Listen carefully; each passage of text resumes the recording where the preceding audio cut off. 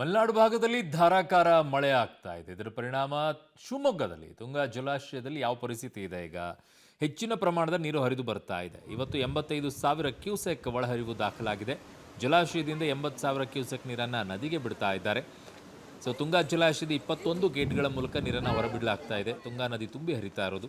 ಜೊತೆಗೆ ಶಿವಮೊಗ್ಗ ನಗರದ ನದಿ ಪಾತ್ರದ ಬಡಾವಣೆಗಳು ಹಾಗೂ ನದಿ ಪಾತ್ರದ ಗ್ರಾಮಗಳಿಗೆ ಪ್ರವಾಹದ ಭೀತಿ ಎದುರಾಗಿದೆ. ಇದೇ ರೀತಿ ಮಳೆ ಮುಂದುವರೆದ್ರೆ ಜಲಾಶಯದ ಒಳಹರಿವಿನ ಪ್ರಮಾಣ ಹೆಚ್ಚಾಗುತ್ತೆ. ಜಲಾಶಯದಿಂದಲೂ ಕೂಡ ಅಷ್ಟೇ ಪ್ರಮಾಣದ ನೀರನ್ನು ಹೊರಬಿಡಲಾಗುತ್ತೆ. 1,00,000 ಕ್ಯೂಸೆಕ್ಗಿಂತಲೂ ಹೊರಹರಿವು ಹೆಚ್ಚಾದರೆ ಪ್ರವಾಹ ಡೆಫಿನೆಟ್ ಆಗಿ ಉಂಟಾಗುತ್ತೆ ಅಂತಿದ್ದಾರೆ. ಹೀಗಾಗಿ ನದಿ ಪಾತ್ರದ ಜನರು ಎಚ್ಚರಿಕೆಯಿಂದ ಇರಬೇಕು ಅಂತ ಜಿಲ್ಲಾಡಳಿತ ಮತ್ತು ಮಹಾನಗರ ಪಾಲಿಕೆ ಸೂಚನೆಯನ್ನು ಕೂಡ ನೀಡಿದೆ.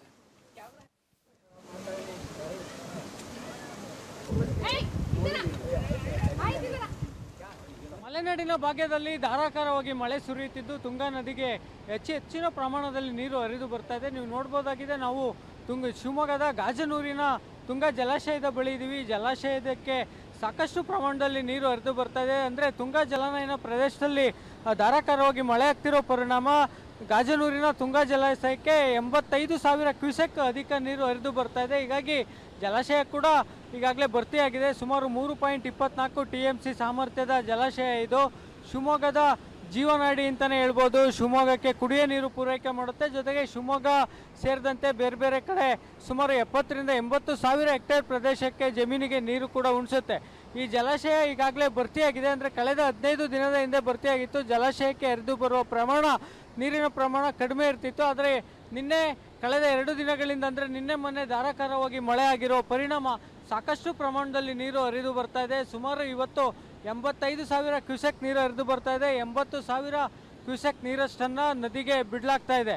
ಅಂದರೆ ಇನ್ನೂ ಕೂಡ ಮಳೆ ಪ್ರಮಾಣ ಜಾಸ್ತಿ ಆದರೆ ಒಳ ಹರಿಯುವ ಪ್ರಮಾಣ ಕೂಡ ಜಾಸ್ತಿ ಆಗುತ್ತೆ. ಹಾಗೆ ಹೊರ ಹರಿವನ್ನು ಕೂಡ ಹೆಚ್ಚಿಗೆ ಮಾಡಬೇಕಾಗುತ್ತೆ. ಹೀಗಾಗಿ ನದಿ ಪಾತ್ರದ ಶಿವಮೊಗ್ಗ ನಗರದಲ್ಲಿರುವಂಥ ಬಡಾವಣೆಗಳಾಗಿರ್ಬೋದು, ಶಿವಮೊಗ್ಗ ತಾಲೂಕಲ್ಲಿ ಬರುವಂಥ ಗ್ರಾಮೀಣ ಪ್ರದೇಶಗಳಾಗ್ಬೋದು, ಎಲ್ಲವೂ ಕೂಡ ಪ್ರವಾಹ ಭೀತಿ ಎದುರಿಸ್ತಾ ಇದೆ.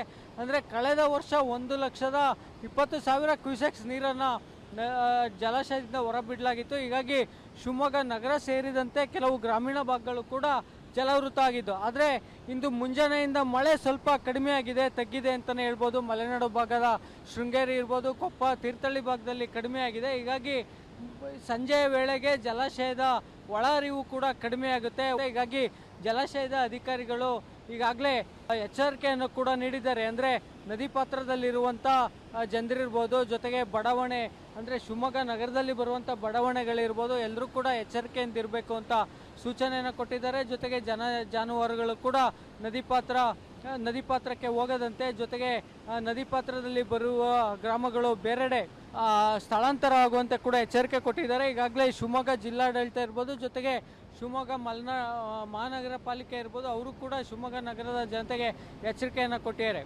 ಶಿವಮೊಗ್ಗದಿಂದ ಕ್ಯಾಮ್ರಾಮನ್ ಸತೀಶ್ ಜೊತೆ ಶಶಿಧರ್ KV ಪಬ್ಲಿಕ್ TV.